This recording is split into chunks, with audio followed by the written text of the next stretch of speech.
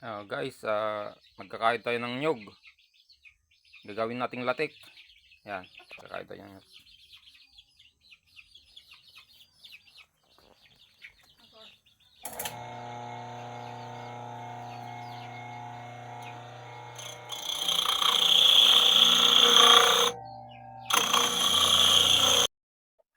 Guys, ito na yung kanina nyog.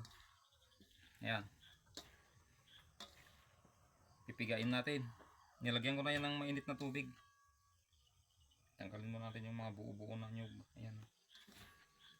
Lamasin natin.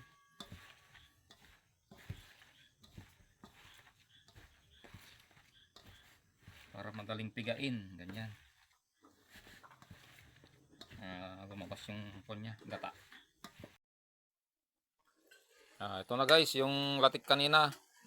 Kumukulo na siya. Lagyan na natin ng asukal. Yan, asukal.